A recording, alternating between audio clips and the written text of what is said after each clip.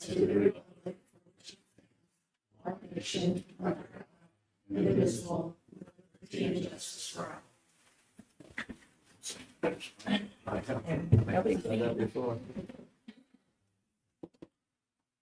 Okay, so we will start the revenue neutral tax hearing. The revenue neutral tax hearing will be conducted at 6 p.m. for the purpose of answering questions and hearing objections of taxpayers related to the rate neutral tax rate for the 25-26 school year.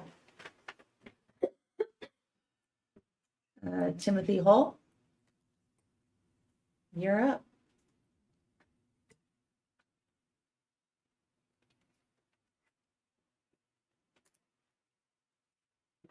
Okay, so I guess I'll start with the definition of revenue neutral. Can you give me the definition of that? I can give it to you. Okay. And for schools, it's different than it is for municipalities or the county. Okay. For schools, we can't collect 1 penny more than what we collected last year for all other funds except for the general. Because we have no control of the general. Okay, So it's, take the 20 mils out. We can't control that. That's state mandated. So it's whatever we collected in all the other funds combined. As far as however many dollars we collected, we can't collect 1 penny. okay, and so if I understand correctly, this whole hearing is because we are spending more money than we have budgeted, so we need to come back and have this hearing so that we can. No, this is to set our budget for next year. Okay, It's not that we can't spend, if we were to spend more money than what we had budgeted, then we'd have to have another hearing. But we are under budget. okay, but in the notice that I got, I'm looking at a 2024 tax. I'm looking at a column that says 2025 tax at revenue neutral rate, and that's more than what's on the 2024 column. And that's revenue neutral. Right, but this is for the 24, see, the school district, our budget year starts July 1st. Unlike everyone else, that they start January 1st. So our budget starts July 1st and runs through the end of June in 25. So it's a 24-25 budget. So we've already closed out last year's budget, or it's a 25-26 budget, I'm sorry. We've already closed out 24-25. Okay. We're actually operating right now without a budget because that's how, That's the state. it's the state's time. Okay, I don't understand that. You tell us. We don't like them They either. don't like it either. Every school does it, though. Yep. It's not just our district. One thing that might help is that we're levying around 50 mils. Okay. 20 mils of that is decided by the state that we don't have any choice over. We have another 8 mils that goes towards capital outlay.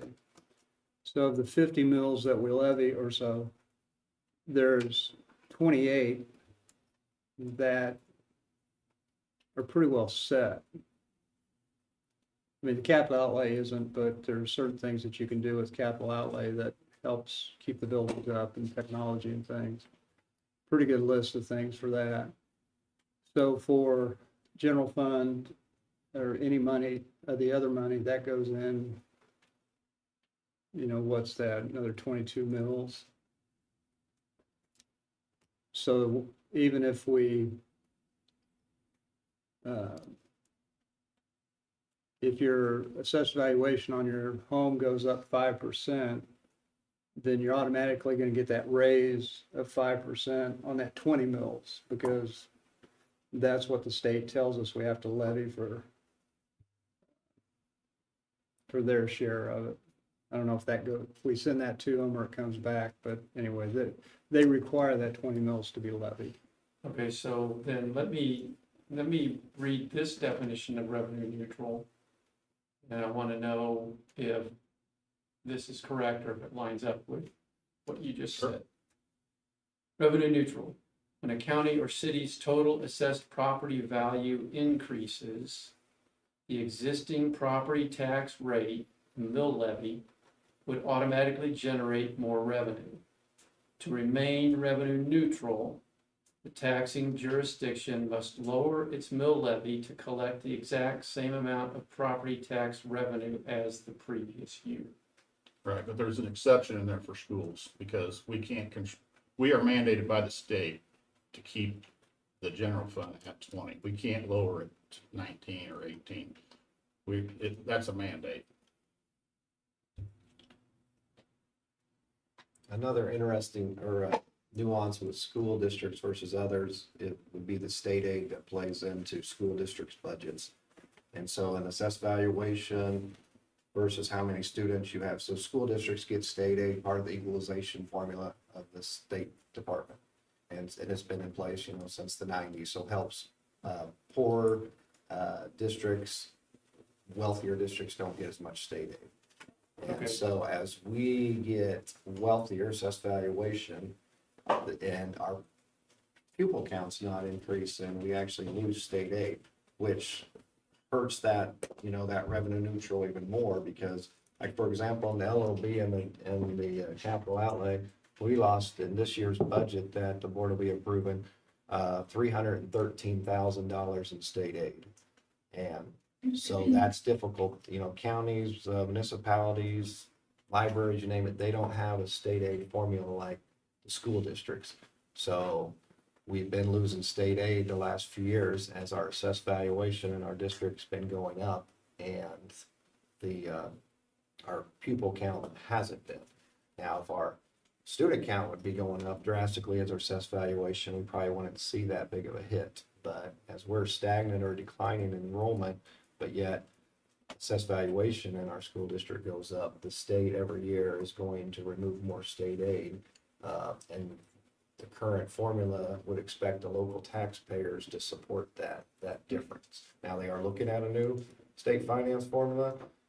I don't think it'll be in place even next year, probably in 27, 28 is where I'm hearing.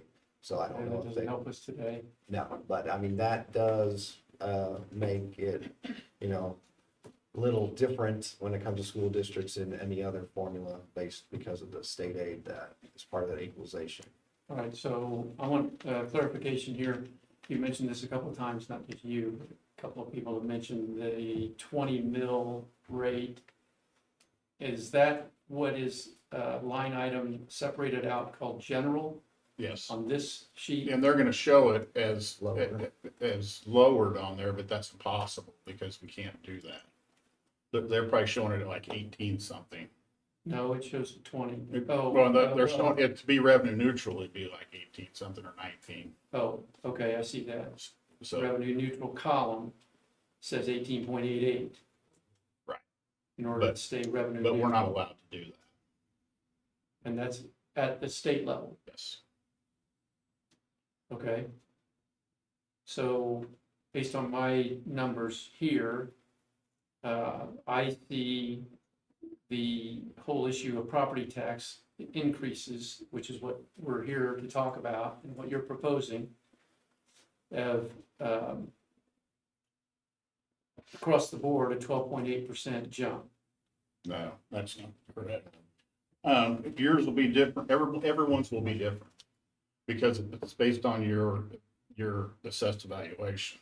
So if your house, say they jump the assessed valuation 15%, and your neighbor only went up 5%, well, you average those two together, say it ends up being 10%. You see what I'm saying? So some people's may only go up 1%, some people may go up 15%. You understand what I'm saying? I think so. If I understand correctly, then it's an average of all of the increases across the Right, board. because even if you're telling me yours went up 12%, even if we went revenue neutral, your taxes would still go up. There is yes, the revenue neutral column is an increase over last year. Yes. All right, so it's not revenue neutral. Right. And then there's an additional increase for 2026, which is what this hearing is about, for the proposed increase, which is even more.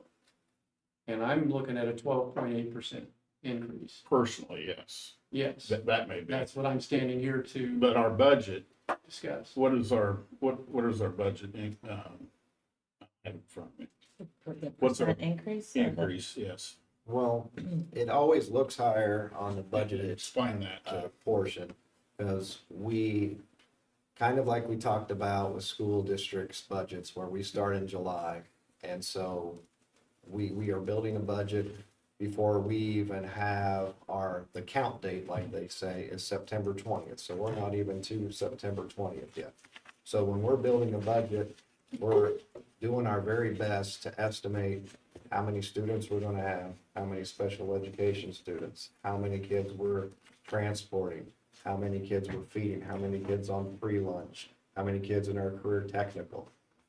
Then from September 20th, which this year is on a weekend, through October 4th, that is the window, or in Kansas, the count date. And so then we send that into the state, we eventually get audited. So they come in and do an audit on our kids and see, did we have that many kids in those different programs? And that fluctuates depending on how many we have. But it goes back to what Mr. Foote said, with us building a budget as in the time our budget's approved, we'll be 1/4 of the way through this fiscal year.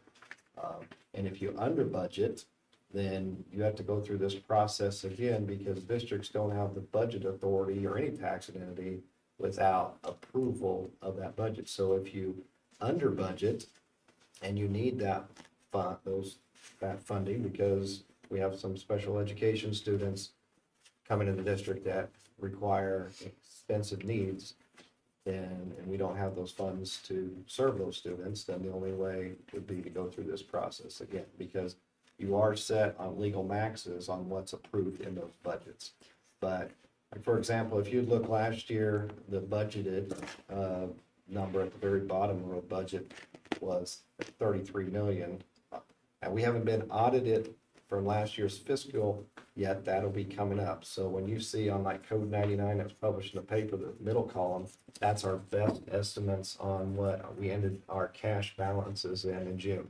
That'll be shored up when our accountants come in soon, and that's usually reported to the board in November as they do our fiscal audit in 24-25.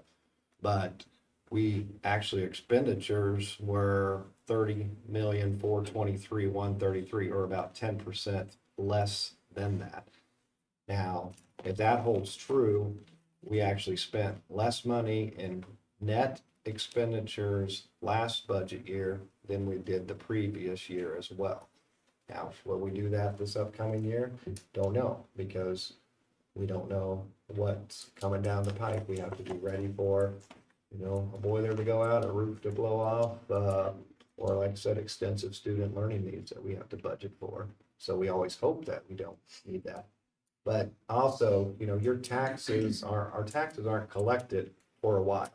It's just budgeted. Then it's after those audits go in place, and then the state sends those notices out to the counties, and then it's like eventually we don't collect all of the taxes that we receive sometimes until July, which is actually into the next fiscal year. But those July ones that we get are from the previous budget year as well. So there's always some taxes in process. Are those taxes you just mentioned that you collect in July applied to the previous year? Yes. You don't even have those for the new year, even though you collected them in Well, July? we get our last payments for for example, the 24-25 budget year, which would have been from July 1 of 24 to June 30th of 25.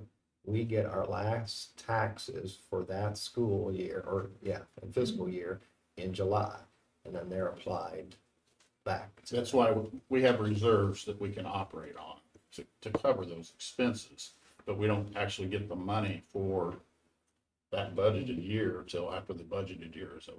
It's not a great system for the Okay. state. That sounds confusing. Mhm. You said something a few moments ago, if I understand correctly, and trying to clarify, that you spent less money this year than you had budgeted? So that would be a budget surplus, right? No, because just because we budget that money doesn't mean we receive that. We have to set the maximum amount in each fund that we can spend. So, say for special education, we have to set a maximum, because if we bump up to that maximum and we need more money, then we have to go through this process all over. So we build some padding in there. We don't Okay. necessarily collect that money. Yeah, so Okay, for now example, explain that. okay. Well, so 'cause for it comes example- from the state. So 20 mils in the general, I think we've discussed that. Yep. And see so the next fund that, from a budget standpoint, a mill rate that could change is we could say that in the local option budget, instead of roughly 4 million, we could say, oh, we're gonna collect 15 or 20 million in there, which then would inflate our budget drastically. But then when we get audited and the state would say, wait a minute, you don't need that much money because you're not serving those kids in those programs, we would never get that. So, but your taxes aren't set right now.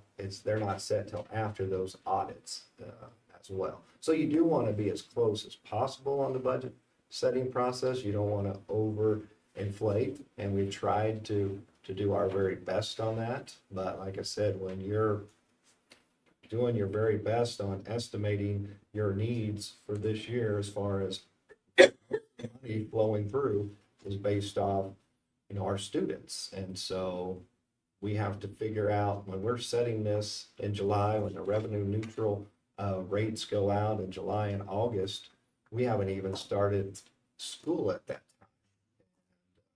So we don't want to underestimate those, but rest assured, even if the board approved a very, very high, that you would see a budget, that would be brought way back down. We have our student audit count before you're paying any taxes. And will that be reflected on my tax bill when I get it in the mail in December? It should, the first portion of your taxes, and then obviously you'll have the second half of taxes in 2026. Because I'm looking at, we've been in this county for 8 years, and our property taxes have gone up every other year. Okay, so, I mean, that's the numbers that I've got here.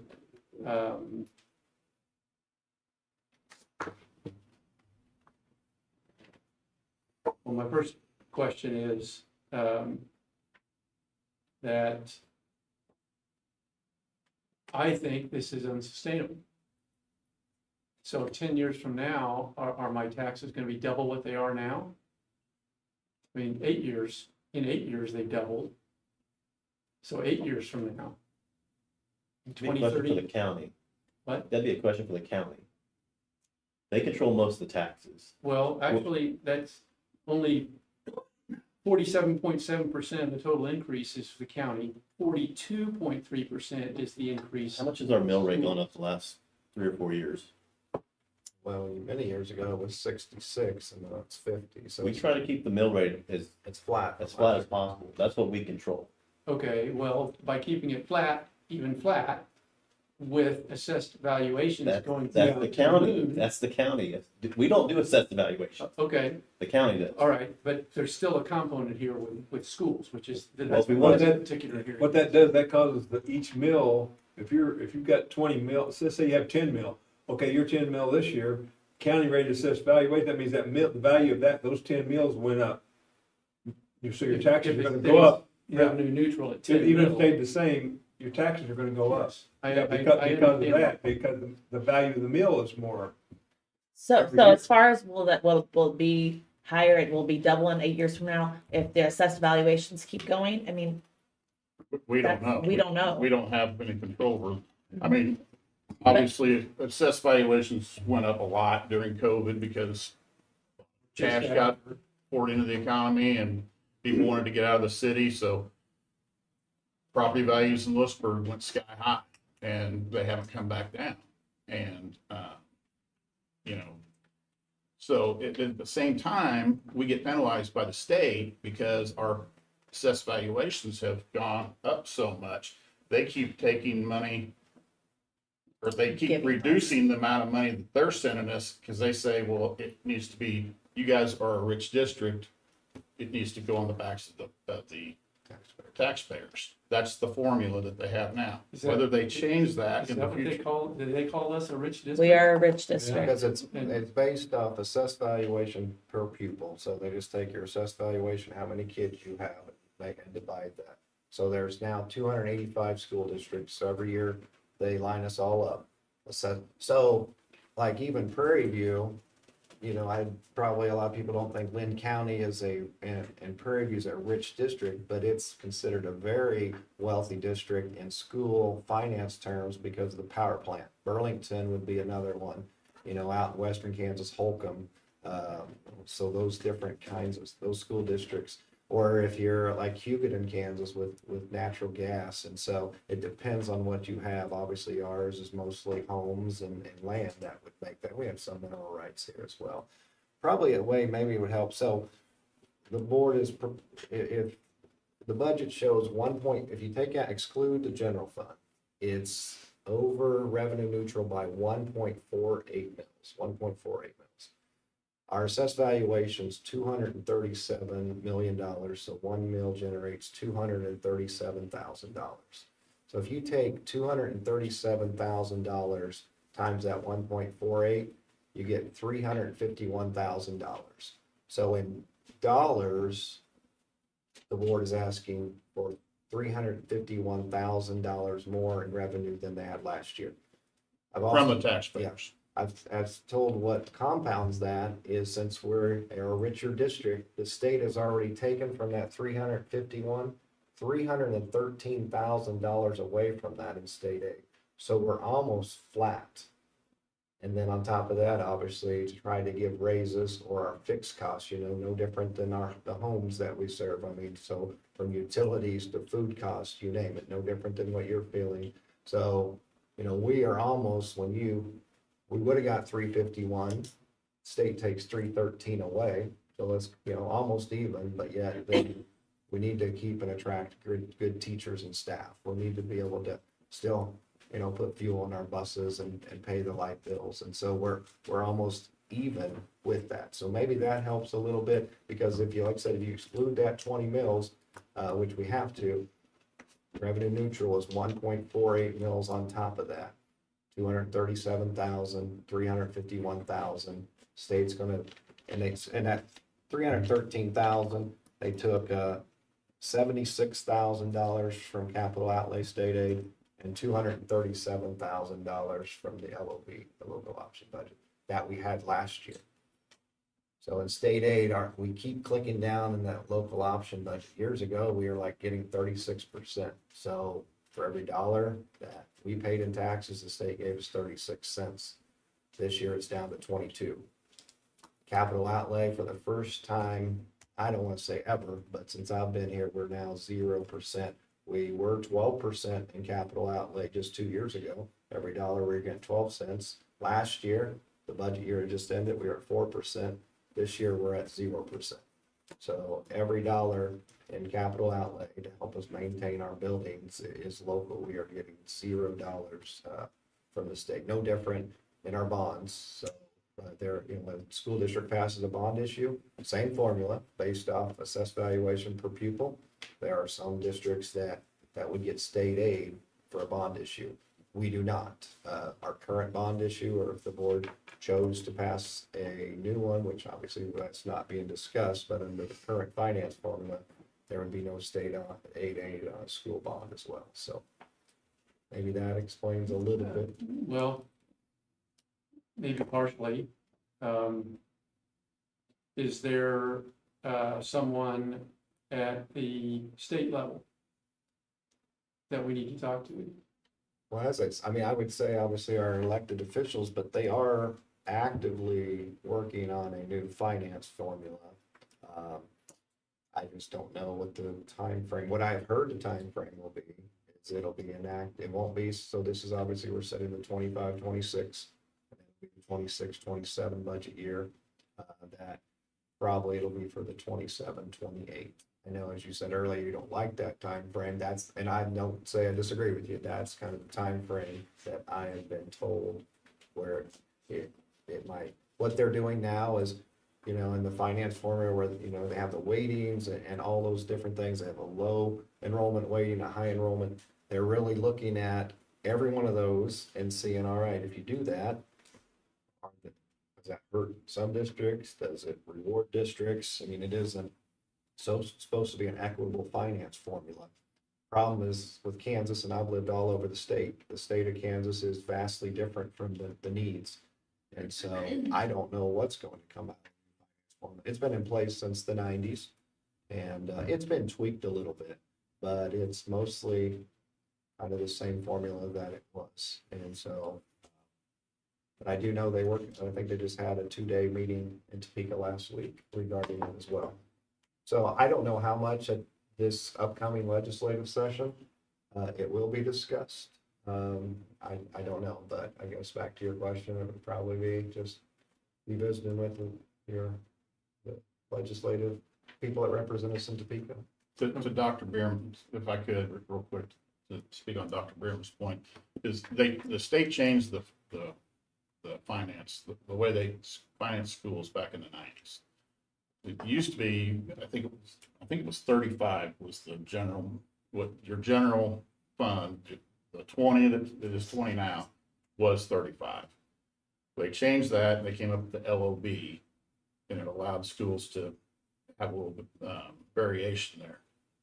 But they had the issue with Western Kansas schools that couldn't generate enough money to fund their schools.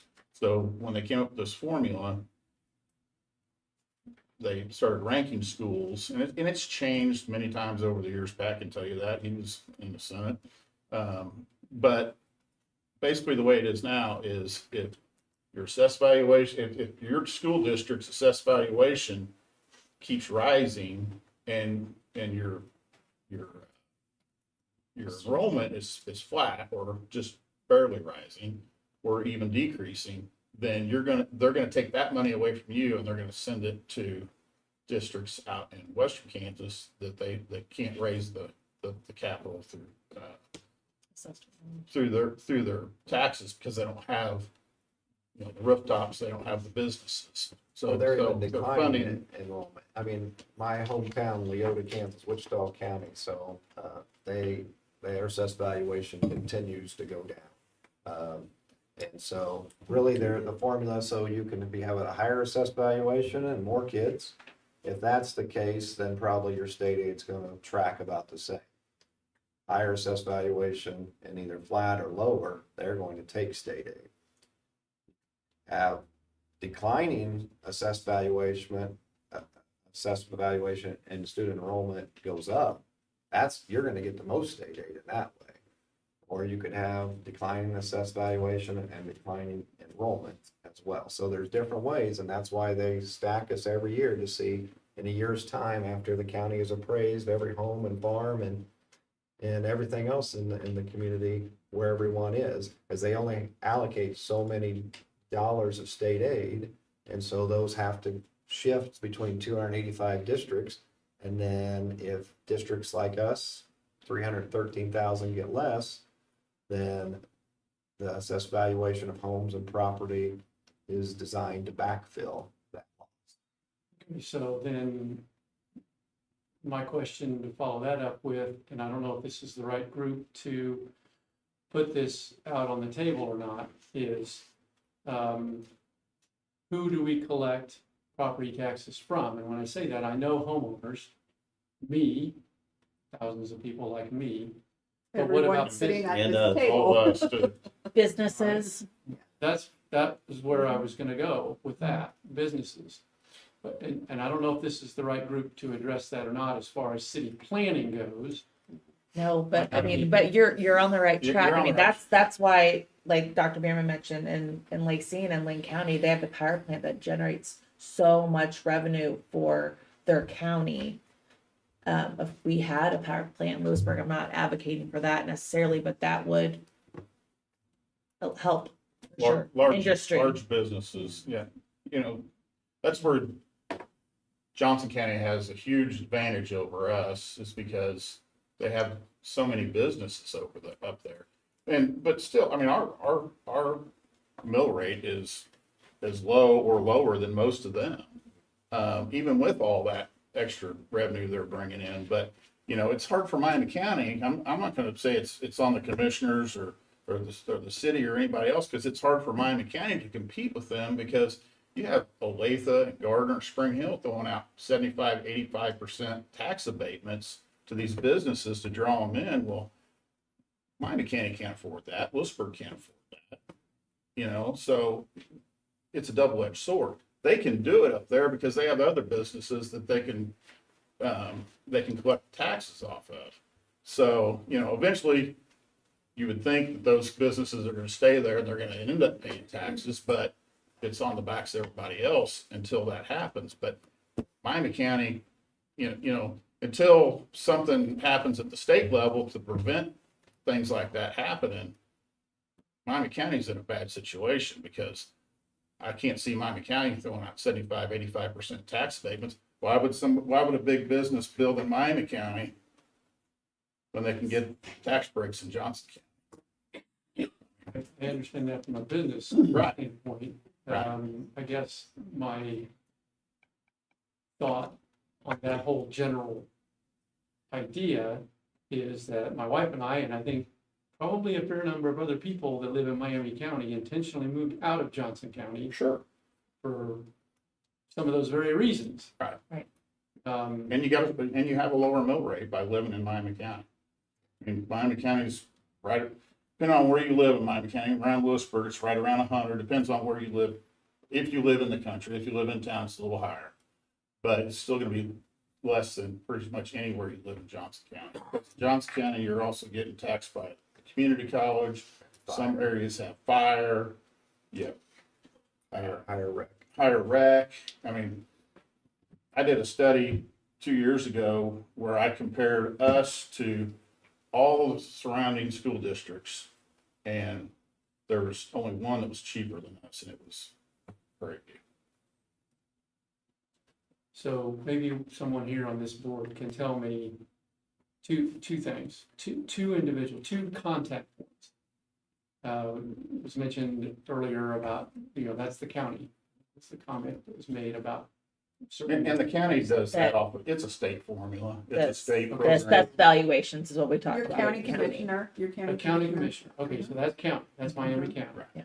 And then I can go look that up, okay? If you live here in town, it's what, probably Jean Vickery? Mhm.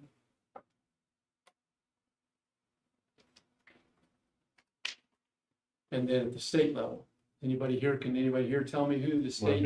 it'd be your state senator and your state representative. Depending on where you live. Probably, it's probably Samantha per partial and Doug Shane. Or Doug Shane. Yeah. I think is mine. I think we have a few that's in Yeah. Tyson's, but. All right, well, my voice is from the standpoint of, I don't think this is sustainable moving forward, increased taxes. And as my wife and I look to step into retirement in the next 2 to 3 years, and this keeps happening, that's not sustainable. It's a process that we go through. We don't take it lightly, because like Joanne said, we're all taxpayers too. And I don't like paying taxes any more than anybody else. But we also have a school district. We need to make sure that it's fully funded, and that we need to make sure that we have good schools for our students. And I'm proud to say that we have one of the top school districts in the state.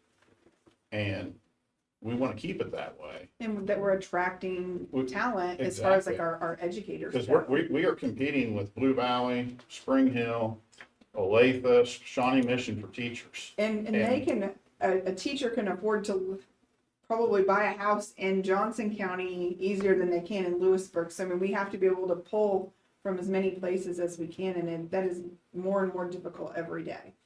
I mean, we struggle to find teachers every year in the spring.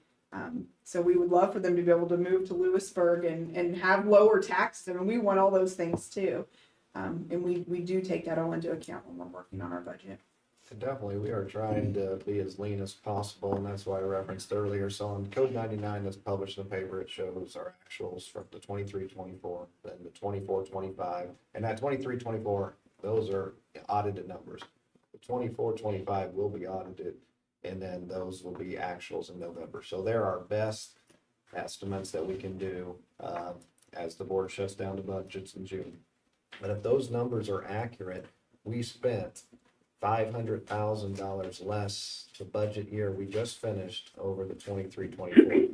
So that is with everything going up, just like I know you experience as well, giving staff raises, health insurance, property casualty insurance, workers' comp, you name it, going up. Because a bus isn't any cheaper, a football's not any cheaper, a textbook's not any cheaper. And so to weather the storm and spend less. And I can't sit here today and say this year we're going to spend less than last year. I think, it's a good possibility that we still might. So for in the most crazy times, I know it's a different, and that's, taxes are still look like they're going up, but we are actually, it's not because we're spending more, and those numbers are out there. We're actually spending less money, but still trying to, like I said, provide our staff and our students the best education. So, because I could see, some worry, like, they just spent another, 1.5 million. No, we actually are trying to cut expenditures and try to find creative ways to save money and provide it back to the students and staff. It's very difficult to do, but we continue to look at creative ways to do that. Another wealth of information you can find is on Kansas Department of Education's website. They have a place on there called Data Central. And you can go in there and you can look at everything financially that we're doing, any school district. It's all on there, all our budgets and everything. And it's called Data Central on Kansas Department of Education's website. And they rank each district. There's 285? Yeah. 285 districts. They rank them on how much each district spends per pupil. And we spend the 10th least amount per pupil of any district in the state. And I think I counted 5 districts in there that are below us that have huge virtual schools where they get gobs of state money, but they don't even have the students in the building. So They don't have a brick and mortar building? they have a brick and mortar building, but not for those students. They never come on campus. It's all online. So what that does is it inflates their assessed valuation, because obviously having virtual kids does not increase your assessed Different from valuation. having kids on campus. But Absolutely. it's all the I same mean, number. so obviously, a close district would be Spring Hill. They would actually be considered a not as rich district as us, because their assessed valuation is gonna be what it is, but they have a very large virtual program. So it inflates their number on that formula. Yeah, so what Jim's alluding to, so last year, the state average was 14,994 expenditures per pupil. 14,994. We spent 12,372. Now there's different ones on that one. So on that one, because that includes all things. So we were $2,600 per pupil under the state average. The other one takes out, so that one excludes like capital outlay and bonds and all that. The other one, and then this is what Jim's referencing, you can find on Data Central, it has everything in there. But once again, on that one, we were at $15,000. I'll just rattle, so Paola was at 27,000, Osawatomie 25, Garnett 19, Prairie View 18. So we are one of the lowest on either one of those formulas that they show assessed valuation per pupil.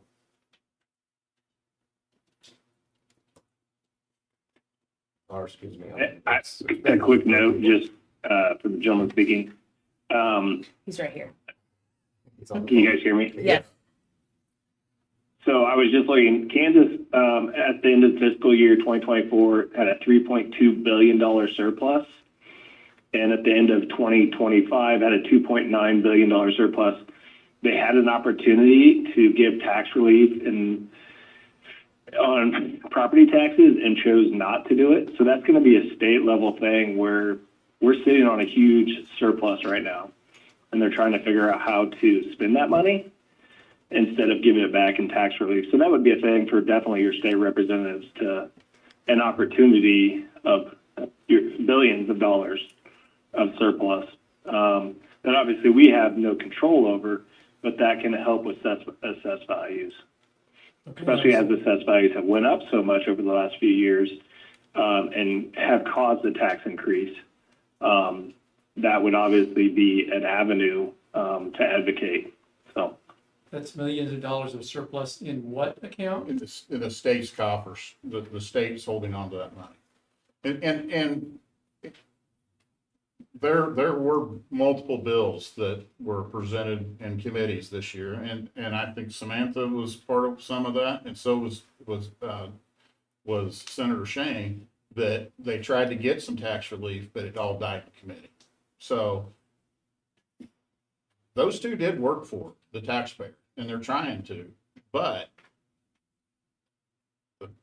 there's a lot of power out west that they don't want to they don't want to mess with that because it's gonna hurt them. I mean, I own property in Western Kansas. I know what it's like out there. That they struggle, funding their schools. So I feel, I see what their issue is. But at some point, we're going to have to fix this funding formula, and the state needs to probably step up. And the state could lower the general. They could take it to 18. They were talked about moving it to 18 or 19 a couple years ago, and backfilling that with money out of the that the state is holding, but it died. So. And they have looked at other ways to give a little bit of tax relief in the general, but I just think assessed valuations have their strategies haven't kept up with that. So for many years, in the general fund alone, you got a $20,000 exemption on your home in the general fund. Well, as homes have went up, so currently now in your home, you get a $75,000 exemption in the general fund. And so, that is a strategy they have tried to give some property tax relief. I think assessed valuations have just gone up more than what they've tried. And they've stair-stepped it. They didn't go right from 20 to 75.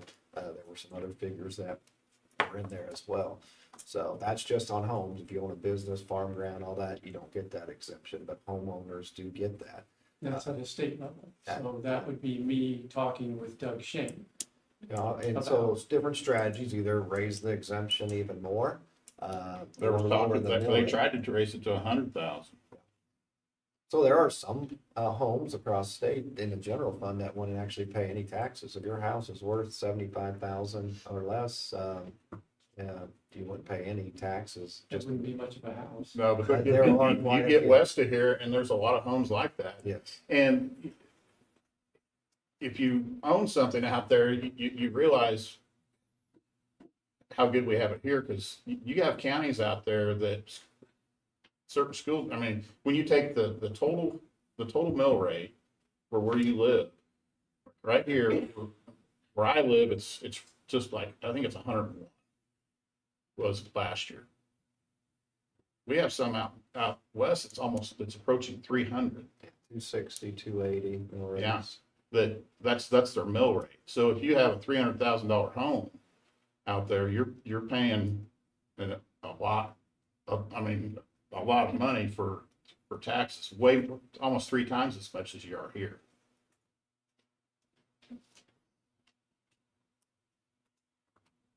So that's the problem that the state's looking at, is how to keep those school districts going out there.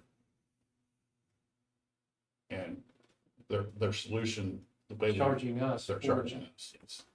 It's been that way for 30 years, so. Well, Johnson County has had that argument forever, that Johnson County tax dollars are supporting Galena, St. Francis, Elkhart, I just did 3/4 of the state. Well, now, probably Miami County taxpayers could jump into that argument. We've heard that our Johnson County friends have probably shared that a long time, because they have more wealth than they can use, and so the state takes that money and distributes it. And now we're kind of a part of that formula as well. All right, well, thank you for your time. Thank Thank you. you. Thank you for taking the time to be here. Appreciate it. He was the only one signed up. Does anybody else want to speak? I'd love to speak. Yeah, go ahead. Just state your name when you get to the microphone, please. Actually, didn't speak. Okay. Wally Brayback, 4421 Hilltop Circle, Louisburg, Kansas. So, I'm sorry I was late. Some people have to work, right? Just like you guys. But I'm going to start out with making a statement, and first thing I'll do is that I appreciate what you said about you getting $300,000 less from the state. Those things don't come out in public conversations. You never hear stuff like that. So I do appreciate you coming up with that. I'll start out by telling a quick little story. Right, a few months ago, my wife got hurt, can't do her job. We took a $34,000 hit in our income. And instead of looking at selling my house and throwing everything away, redid my retirement plan, called in some debts, don't eat steak anymore, go to Sam's Club, buy a $5 chicken, which gives us 3 meals, learn to cut as much as we possibly can. I can keep my house. And we still can live fine. And just like Tim, retirement age is coming up, right? But what I'm saying is, and I'm not saying you didn't do it, but if you look for money, you can find money, right? It really is that simple. Now, over the past couple of years, and again, I don't have 34 people sitting out on the street going, hey, Wally, here's $1,000 to make you good, and here's a couple extra $100 just for the heck of it. Not looking for pity, not looking for a handout, right? Life is what life is. You do what you have to do to move forward, right? However, in the last couple of years, here are my questions, right? The last couple of years, I saw new football field go in. I heard that there was a new wrestling room built. I heard, because I don't have kids at school anymore, I heard that locker rooms were upgraded and things like that. So my question is, if those are true, was that expenditure amortized over time? Was it depreciated, or was that a yearly cost that you incurred inside of that budget? Well, the locker room was, No, go ahead. the locker room was part of the bond. In the rest. I mean, not the wrestling room Yeah. and the locker room was part of the bond that was passed in 21. Well, in locker room, we just did like minimally update those paint that one. Yeah, so that's what I'm saying. I didn't see them, right? So you hear things. My question is, if it was a yearly expenditure, and if it was a substantial expenditure, which I don't know, I'm assuming the football field cost something. And that Right. was how many, what year was the football field? 29 or 2018. 18, 19. You had artificial turf for that long in that field? Yeah. I apologize. I honestly thought that was recent. I was just trying to figure out where that budget money went, right? Because again, if it's a yearly expenditure, that money goes away, because I've got the same thing with the county.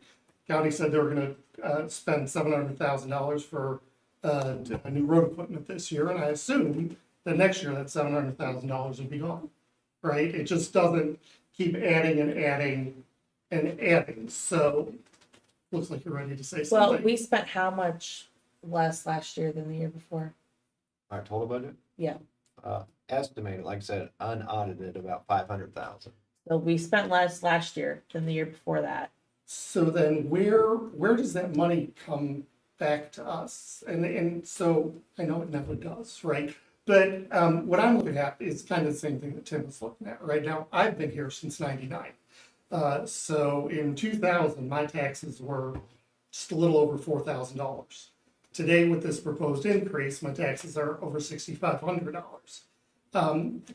And people take a look at that and they think that's a $2,500 increase. And again, if you do math, if you do simple math, that's true. But if you do real math, that's not true. It's $500 a year times 5 years, times 4 years, times 3 years, times 2, times 1. And it's a $7,500 hit to me over the last 5 years. That's a heat pump and an air handler, if that ever goes out for me, right? So when he says things aren't sustainable, I agree with him 100%, right? If I go up 500 next year and 500 the year after and 500 the year after, I'm paying $8,000 a year for taxes. I'm not seeing, I understand, there's a difference between the county and the school, but I don't like the argument of it's the county's fault or it's the school board's fault. Because if you go to the county, they'll blame you guys, right? So it's I'm a Republican and you're a Democrat, right? And I'm stuck in the middle, right? So I just never have liked that argument. But things have to turn sustainable, right? And another thing that I heard is costs are going up, but your enrollment's going down. Well, how do you fix that, right? Because if your taxes keep going up, people are leaving Miami County, right? They're finding other alternatives, which means that you are going down in enrollment. So Well, on that, I mean, just the birth rates are down in general. Even your Johnson County school districts are growing. Olathe has lost 2,000 kids since 2019, and I think we all think Olathe school district is really growing. So just birth rates, kids are, so there's new homes in our community, but less and less kids, and so that's affecting all schools, statewide, maybe nationwide, but because most school districts in the metro, I mean, I think people think like Base or Linwoods and others are really growing. They haven't been. There's really only two, Piper and Spring Hill, have been growing in student population. yeah, and that's fair. Blue That's fair. Valley's not growing in student count, and they are contributing a lot to just the birth rate of, or people are waiting longer to have children. Is it birth rate or people more homeschooling or I mean, that's things like that, right? So sooner or later, again, there's just going to be that void where we can give you as much money as you want. It's still not going to be affordable. Because again, the population in Louisburg, we don't have 10,000 people in Louisburg, right? We have 5,000? A little over 5. I mean, I would think as far as 3,000 households, maybe? is it sustainable? I think the state is saying, I don't think this is sustainable, which is why they're trying to look at Yeah. the formula to figure it out, because I think they're realizing it's not. Not trying to blame you guys, Sure. right? But again, when I take a look at my tax bill, half goes to the county, half goes to you guys. Sure. It's not a 75-25% split. So I'm just saying, if I understand you need to cut, and I understand you need to cut deep, but I don't mind paying for stuff. I don't. I just want to make sure that I'm paying for the right stuff, right? And so I won't get into percentages, but you have a great graduation rate here, but your test scores aren't great. And when you take a look at reading, when you take a look at math, when you take a look at science, they're not great test scores, right? A lot of people are below their average. So how does my money coming to you raise those scores by 10%? And I don't know what assessment scores you're looking at. We actually have the highest assessment scores in all of 4A schools across the state. We have the highest in the Frontier League, which is 5A school districts, Spring Hill, Bonner Springs as well. So I don't know what metrics. I'm taking it, and that's what kind of why I don't want to put percentages out there, but I went on to the Kansas educational site. Yeah. I saw some numbers. The numbers I saw, I didn't like, right? Because it wasn't a representation of graduating 95% of the kids. That's what I'll say, and I don't want to get No, that's fine. into splitting hairs, right? But I mean, we're actually very proud of our scores, and we're actually very anxious, and the board's gonna hear a little bit, we don't have them all out, the state said they would have, but we just finished the scores out. Now they said they were gonna release them tomorrow morning, but what we've, seen just with the English language arts, they look, and the board's gonna see these in a little bit, Mr. Tappan's gonna come up there. That's fair, right? And again, I've always been a proponent of, if you know how to read and you can retain what you read, you literally can do anything. It doesn't matter where you're brought up or how you were brought up. That's the way that I look at Are you things. looking at scores, like who scored like a 1 or 2 or 3 or 4 categories? Is that I'm what looking you're at, looking at? it was a total percentage that I saw, right? So it said the Miami County School District were at this percentage in reading, this percentage in math, But This don't look at this Count. Miami. and science. Yeah, that's not a good Miami County? representation.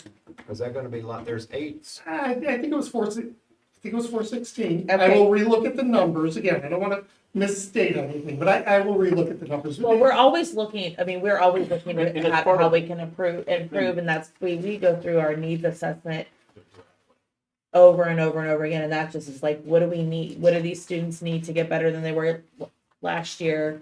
And we are well above, I mean, last year we were the top 4A school in the state of Kansas as far as our test results go. I don't know exactly what you looked at. Don't know if it was a 5-year average. There, don't know if but it you know, was a 10-year that doesn't average, mean don't that know if there's it was a not, 1-year that doesn't mean average. there's not room for improvement, and we're always looking And that's at part of what doing we that. need to say. Dr. Bierman, will we go more in depth in October? yeah, we're hoping. So, I mean, it would be great if you would join us in October for the full rundown. I would be more than happy Yeah. to. The problem we have is again, communication, right? The only reason I know that this meeting happens is I get a sheet of paper when I get my taxes to say there's either a meeting or there's no meeting, one or the other. I don't know what else happens throughout the year. Again, maybe it's me, maybe it's not publicized. Well, so we meet the second Monday of every month at 6:00 right here. And Okay. it's online. Yeah, Okay. Yeah, on you know, YouTube. And you can You watch can it go after back and the watch fact. them. Okay. you're And I'm a being face- recorded right Yep, now. I get it. And I'm a face-to-face guy, right? It's simple as that. So work at home and stuff like that doesn't apply. That's kind of all I want to say. I wanted to echo Tim's sentiments.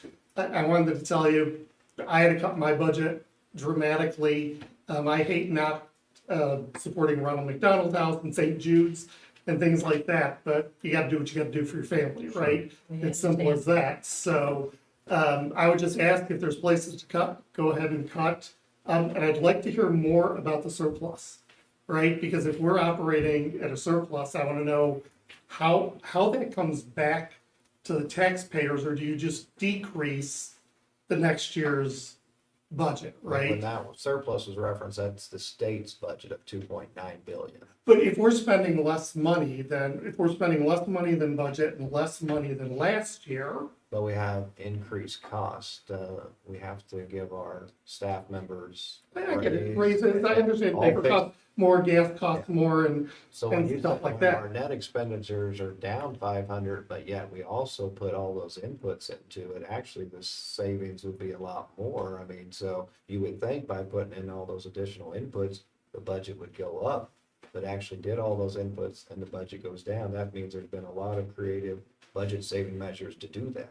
Because like you mentioned, simple math would say, you give raises, your health insurance goes up, you pay a bus that was $150, now it's $180,000. They should be spending more. Our budget's been going down, but we're still able to provide that. Yeah, so second Monday of every month? Yep, Yes. Every month, right here. Okay. 6:00. And is that based by count? Is that 2 weeks from today, or is that next week Monday, The or? second Monday. is- Second second Monday of the month. Okay, so second and fourth, or just second? Just second. Once a month, Once a month. that's all I need to do? And there is one, I think we're gonna have a Tuesday one In this year, April. in April. But you could always go on the district website I and, plan a and month in advance. I understand, but you can always go on the district website and check the calendar and it'll tell. A Okay, year in Okay. advance, yeah. I appreciate your time. Thank you. Thank you. Does anybody else have anything to say? Per state statute, we have to vote on revenue neutral exceeding revenue neutral tonight. They require us to do that. We will meet next Monday night to vote on the budget, approving it or not. So we will take what you guys have to do into consideration. But we're not setting the budget tonight. We changed that a few years ago. So we're just voting on, and just because you approve this doesn't mean that that's what the mill rate's gonna be. It can change, but what we're approving is just state statute right now. Exceed revenue. Well, I think we've had good conversation, and I think that having a revenue neutral tax rate hearing has been beneficial. I think it's good that we talk about these things. Well, it's good for the public to be able to get up and ask questions and us be able to explain to them what we go through to get to this point and the trials that we have to go through sometimes to figure out how we can, keep our budget, our mill rate flat, or, when we try, we've lowered it before, and every year is a little bit different. Every school has a little bit different formula that they have to go through based on their demographics. So, like Pat said, I think it's great that we can have these discussions, and you guys can ask the questions, and we can try to give you the best answers that we can. So our proposed, as for now, our mill rate we're looking at is 50.171, which is exactly what it was last year. And obviously, and just for everyone as a reminder tonight too, so there's 5 funds that come with the mill rate or tax implications. And 2 of the 5 funds, the board has chosen not to maximize those. So our budget is not maximized to provide tax relief. One is the cost of living. So roughly, if the board would have maximized the cost of living, that would have brought in an additional $228,000 that the board chose not to do to give some tax relief. On our bonds, so when that was passed, the communication and everything that went out, even when it was passed, said that the mill rate for the bonds would be at 9.71. The board has continually lowered that in deficit spend to give tax relief. So we're at 6.649 in the bonds from 9.75 until at that mill rate. So we're worth 237 million, which is $237,000 until we hit that each mill rate brings in about 252 to 255,000. We will continue to deficit spend that, and we've discussed that as well. So, that's just a reminder that the board has chosen to do in those 2 funds, not to maximize them, to give as much property tax relief as possible. We work with an amortization schedule, just like you would have with your mortgage. And of course, we don't know what the assessed valuations are gonna do year to year. So we get an estimate. I think it's 1%, 3%, and 5%, correct? Correct. So we try to be conservative and just say 3%, but we also have to make sure that we have those funds, enough funds to pay our debt. So we can't take it down to where it's flat, because not everybody pays their taxes, right? So you got some people that we don't know exactly how much money's coming in, so we have to keep it slightly above what we're bringing in. But we don't want to get to the point where we're not able to pay our debt, I guess is what I'm trying to say. So, but we've got it as low as we feel comfortable. And the balance, because we have to make a huge payment to the state in September before any of us in this room have paid any taxes. And that's to the tune of over 1.3 million. Our bond payments are roughly 1.6 to 1.7. But we get a huge payment coming up that Katie will send to the state for over 1.3 million this month. And obviously none of us have paid any taxes into that. So if you don't have that balance, you can't make your payment. And that's part of the amortization schedule that shows that as well. So. I move we adjourn the September 8th. No, No? I Okay. move to approve Oh my gosh. resolution 908-2025 to allow the Louisburg School District to exceed the revenue neutral rate for the 2025-2026 school year. So, Been moved and seconded. Any further discussion? What? yes. Apple, Yes. Bose, Yes. Smith, Yes. Studeville, Yes. and Tisdale, Yes. Goodman. Yes. Motion passed. Now, Jennifer. Now I move to adjourn the September 8th, 2025 revenue neutral tax budget hearing. I second it. Any further discussion? What? Yes. Apple, Yes. Bose, Yes. Smith, Yes. Studeville, Yes. and Tisdale, Say this. Yes. Goodman. Yes. Motion passed. Okay, the USD 416 budget hearing shall be conducted at 7:07 PM for the purpose of answering questions and hearing objections of taxpayers relating to the proposed budget for the 2025-2026 school year. So if anybody had anything else to say, this would be the time. so, and I guess just for everyone, it seems like, well, we could just do this. So this budget hearing that we're doing now has always been in place for any tax entity. But when the revenue neutral legislation came in place, 3 or 4 years ago, tax entities had to do the revenue neutral rate before this. So, Ms. Goodman saying if anyone, I know for you, it might be like, didn't we just have that hearing? But now 2 hearings are required. As she said, the board's not going to approve the budget. There's a special meeting next week.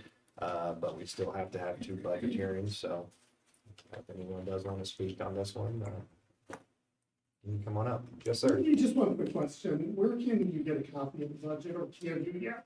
Absolutely. It's obviously in draft form until the. Yeah, I get it. But yes, I can, or if you want to visit with, if you turn around to Lady in Orange, she will give you a copy of that. So, Okay, thank you.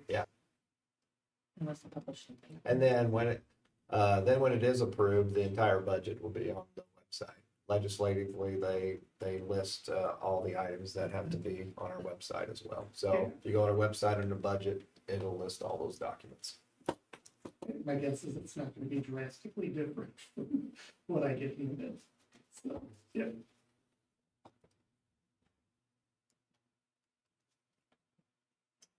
Nothing? Okay. I move we adjourn the September 8th, 2025 fiscal year 2026 budget hearing. Second. What? Yes. Apple, Yes. Bose, Yes. Smith, Yes. Studeville, Yes. and Tisdale, Yes. Goodman. Yes. Motion passed.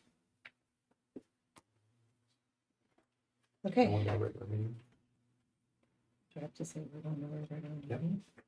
We will be starting our new meeting. Yep, so we're going into our regular September 8th. We have 2.0 to consent agenda. Mhm.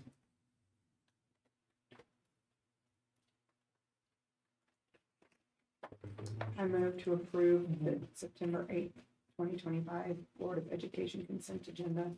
I second it. Been moved and seconded. Any further discussion? What? Yes. Apple, Yes. Bose, Yes. Smith, Yes. Studeville, Yes. and Tisdale, Yes. Goodman. Yes. Motion passed. 3.0 patron input for the regular meeting. I don't assume we have any. No. Okay. 4.0 discussion items. Okay, as we discussed, and Mr. Tappan, come on up. We were very hopeful that Mr. Tappan be able to share all new state assessment data, but there's been delays. The assessments are done through KU, and it's a new assessment this year with new cut scores. You've probably seen some of that stuff in the news. And so now they have told everyone that tomorrow morning at 8 o'clock they'll be released. But they did release our ELA assessment scores. And so I just didn't want to share anything with you. So what you have is hot off the press. They just printed these today. So This is just English language arts, so go ahead, Mr. Tappan. All right, thank you for the opportunity. Once again, as Dr. Bierman said, tomorrow morning, all of our test scores will be released for English language arts, mathematics, and science. But this morning, our scores from a district perspective and a grade level perspective have been released for English language arts. And so I have 3 pages in front of you. We'll go over each one just briefly and answer any questions along the way. The first page that you're looking at is our average district and state performance scores by grade level compared to the state. So if we start at grade 3, and we'll just use grade 3 as an example, this year the range of scores were from 400 to 700. That is a new set of cut scores than last year. If we were looking at the same document last year, again, new scores, new cut scores, they used a range of a low of 220 to a high of 380. So right off the bat, our range is different. So we're going to garner some more information in the next couple days as the state's going to provide some Zoom sessions to go over that for everybody. But for the new assessment, again, grade 3, lows from 400 to a high score of 700. Louisburg USD 416, our average third grader score was a 566. From a state perspective, the average third grader across the state scored a 545. So when you look at that data, we did better than the state average. But as I shared with this group many times, the average USD 416 student is not the same as the average student in the state of Kansas. Our expectation would be, at all grade levels, to score above the state average. I don't have the data yet, nor does any other school district have to start comparing, but my goal is by October board meeting, I'll have that data to share with you, similar like school districts as to Louisburg. So that's an example with grade 3, and if you go all the way down, grades 3 through 8 and grade 10, you'll recognize that we scored above the state average in ELA as a grade level at each one of those grades. So fantastic information to share with you, but again, that's just a small part of the bigger picture. If we move to the second page, which is on the back side, this is when we start breaking our data down a little bit more. We should all be familiar with the 4 different levels that the state scores students in. This is where those new cut scores come into play. Again, if a student scores in a level 1, they're going to be recognized as having a limited knowledge of the skills necessary to be post-secondary ready at that grade level. And so when we look, and we'll just again use the top of the page, grade 3, for example, in Louisburg, 12% of our students scored in a level 1. A level 2 is the basic understanding of the content at that grade level for post-secondary readiness. 19% of our students scored in a level 2. In level 3, which is an effective understanding, we had 46%, and then an excellent understanding of the content at that level, we had 23%. So when we look at our tiers of intervention, we would recognize that 12% of our students are going to need some additional assistance above that core instruction that they're receiving in English language arts. This would be just one bit of data that we would use. We would use our local assessments, our state assessment data, our FastBridge data to really get a better understanding of the student at an individual level. Those individual results are not out yet. Those are the things that'll be out tomorrow. But again, when you recognize that only 12% of our students are scoring in a level 1 at grade 3 as compared to the state average of 26%, then again, USD 416 is doing a lot of fantastic things with our students, but recognizing, as Ms. Goodman said earlier, we do have work to do. There is always room for improvement, and that's what our teachers will be working on as we look at our standards, our resources, the curriculum and pacing guides that we're using every day with our students. And like I said, we just got this today, and we'll take a deep dive in October because Mr. Tappan will do a lot of work on this. But just in quick glance, because we don't hide from, I mean, we always want to give positive praise, but if you've already glanced on this sheet, you maybe see grade 7 had 20 in level 1. So that would be an area that obviously already have some concerns. But even though we just received this data today, we can go back and look last year, follow a cohort group. So just 20's not where we're going to be, but that group last year had 25 in it.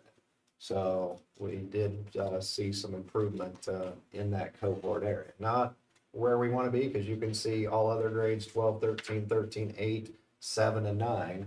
So that is, but, so we will obviously be looking at that group, and that's what we do. I mean, are there student concerns, staffing, curriculum, assessments, pedagogy? You know, you just kind of do an autopsy of everything to see what concerns we potentially have. I got a question, Dave. Are we comparing apples to apples or apples to oranges when we're comparing this to last year's data? Apples to oranges at every grade level across the board because of those new cut scores. So it's gonna be tough until. Now, the state and working with University of Kansas, they have a crosswalk tool that will be released. So that crosswalk tool will make it apples to apples. That hasn't been released yet, but they've already, the researchers at KU have developed that tool to make it compare it more equitable. So I mean, it just makes it tough when you're trying to do a buildings needs assessment. Yes. And they keep changing.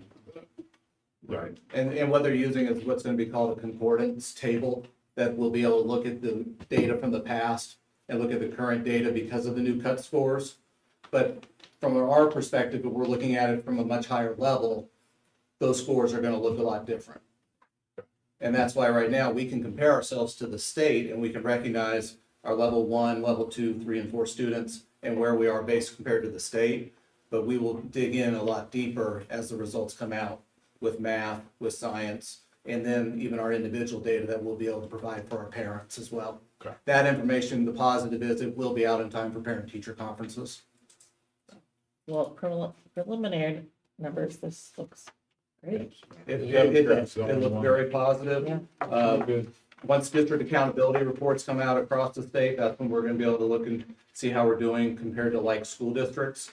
And then on the back page, this is something a little bit different than what they have provided. If this is digging more into the details within ELA standards, you'll see that there's 8 categories, and they based it on each grade level of how many of our students in our district scores that matched or exceeded the state average for each category.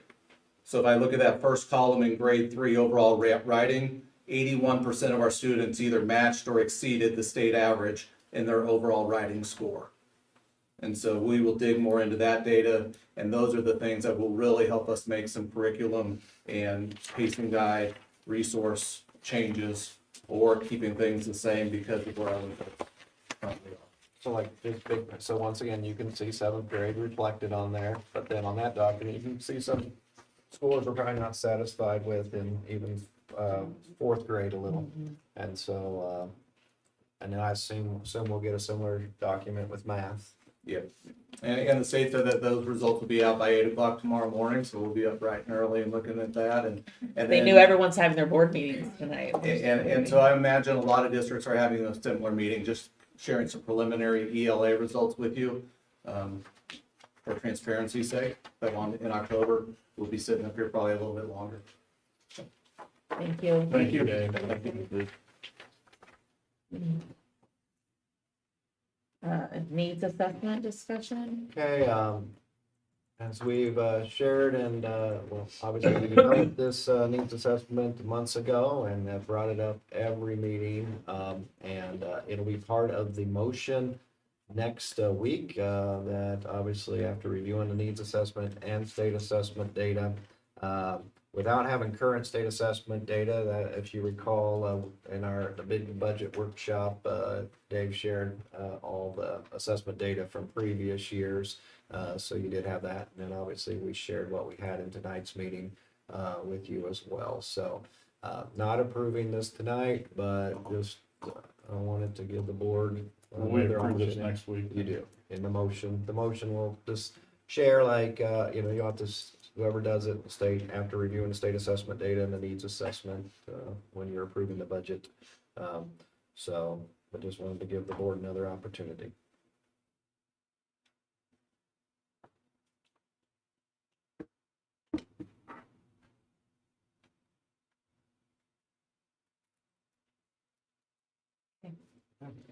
5.0 action items, 5.1. Request from the porch to use the school, middle school? Pastor Moore and crew, if you wanna come, or if you drew the short straw, you're gonna come up. Um, I think that comes with the territory, right? So before Cooper discusses his request with the board, obviously, our community, our facilities are open to the community, whether outdoor or indoor. I think everyone knows where the porch is, right there by the middle school. Just most recently, that parking lot, because they use our parking lot on their Sunday services, but they shared that parking lot with the Catholic Church for about a month as the Catholic Church was putting in a new parking lot. Years ago, the Nazarene Church asked to have Sunday services at the middle school. The middle school's just, the auditorium's not quite as big, holds about 395 to 400 versus 1,000. So it's just a little more intimate setting for groups as well. And so we have, in my tenure, at least had 2 churches that have used it. We do have policy, and Cooper filled out the request form, worked with Jenny on that. I shared preliminary information. They want it every Sunday, so it'll be a little cheaper than the Catholic Church was charged, because the Catholic Church used it for Saturday services as well. So we try to be a good, friendly neighbor, and so there are certain things on there that if they can leave it as they found it, we won't, charge them a custodial fee. And so I think his staff can do that. There's also in there potential a 10% increment on weekends, and so currently I've waived those 2 things. And so, right now we'd be looking at a Sunday between, say, just ballpark $560 to $600 a Sunday, and I've shared that with them as well. And but the request is all of next year, so from January to December. And so that's a little background. You can take it from there. Fill in the gaps. Absolutely. So thank you so much. First of all, I want to thank you all for what you guys do. I am educator by trade. I actually wanted to be a superintendent when I first came out of college, and after sitting in 2 board meetings in the last year, I'm like, thank God. Go that direction.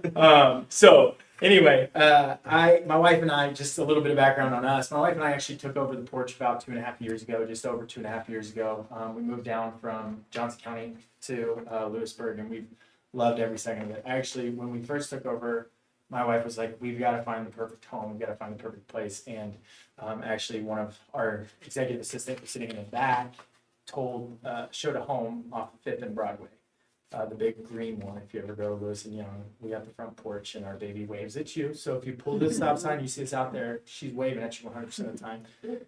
And my wife cried immediately. It's like, this is our home. And so that's kind of how our attitude has been since we got here. So it's been such a privilege to serve the community here as the pastors.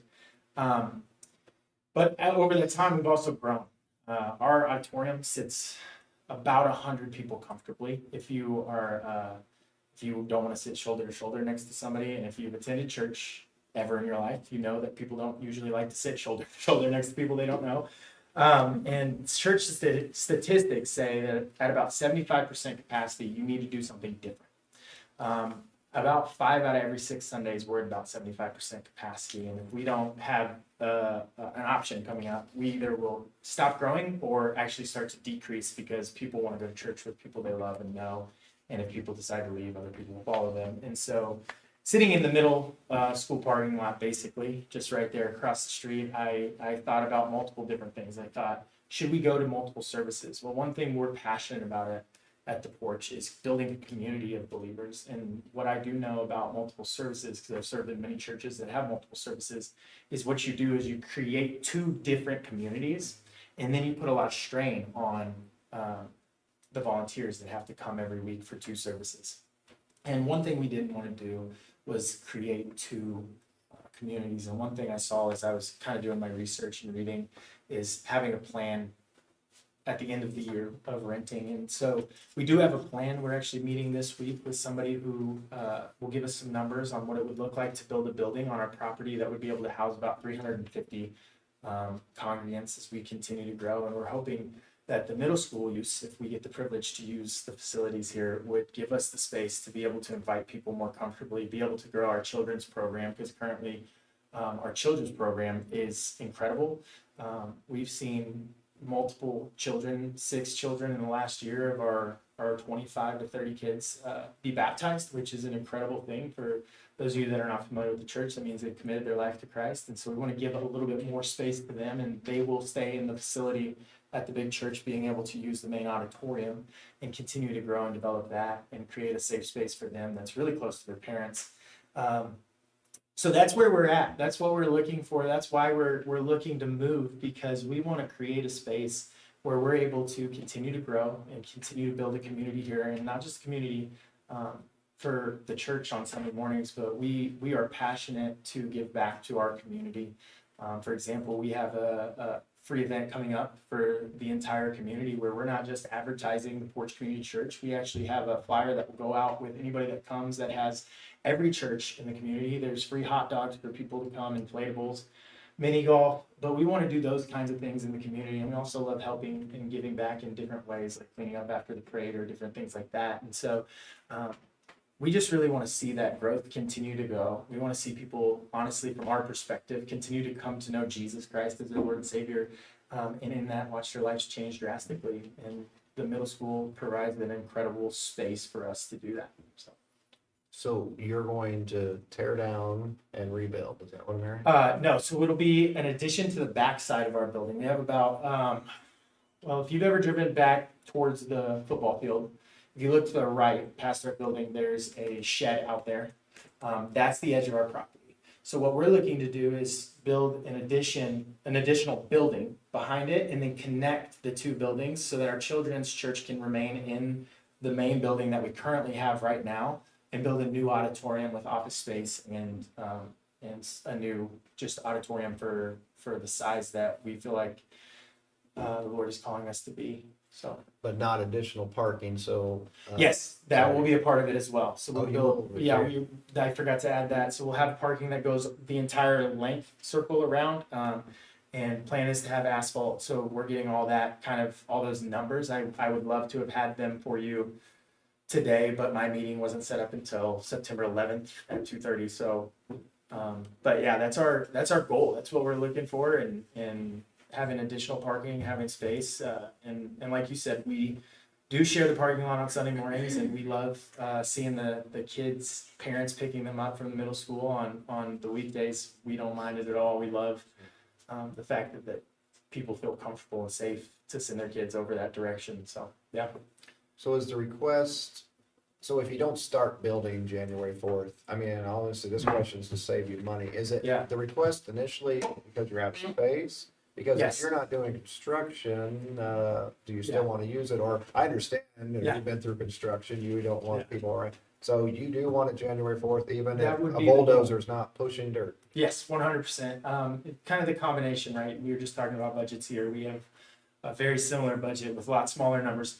But what we're looking at is basically what would the funds be, raising funds, things like that. And as we grow as a congregation, our goal would be to be able to fundraise more. Right now, with about anywhere between 85 to 100 adults that attend what a regular attender would be once every 6 weeks in a church building.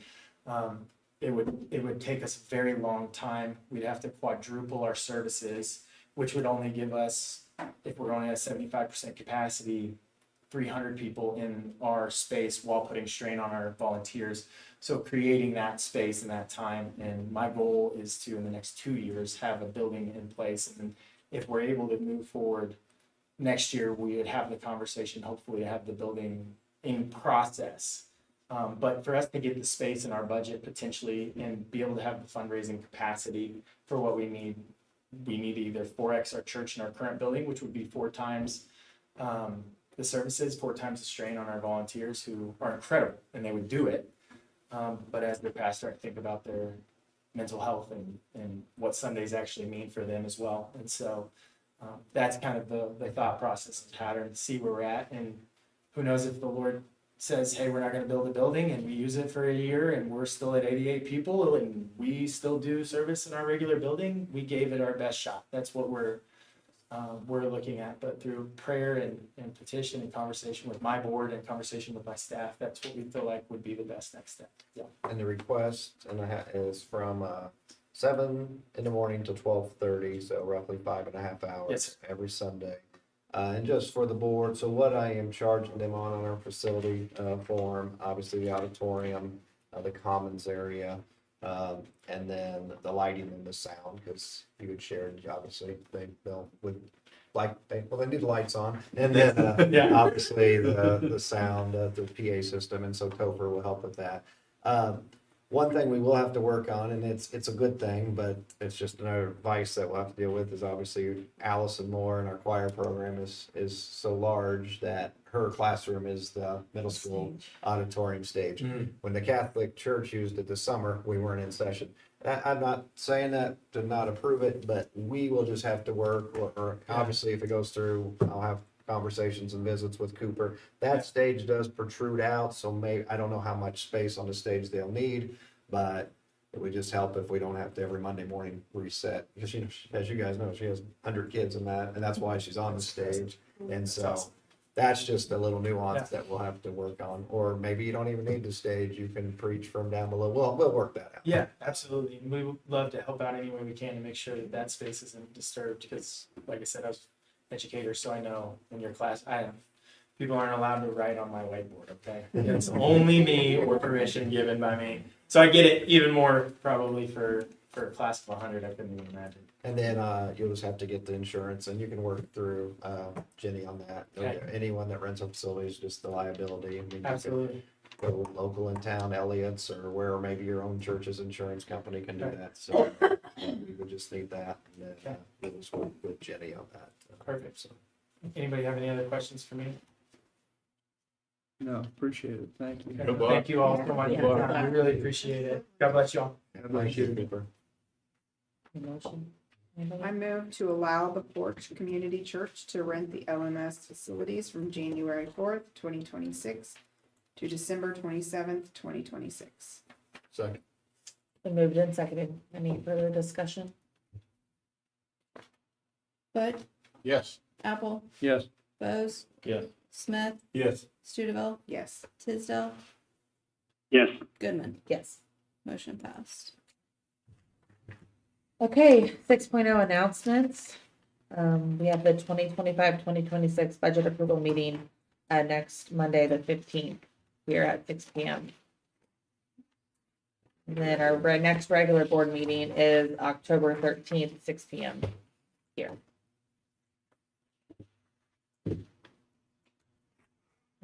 Motion to adjourn.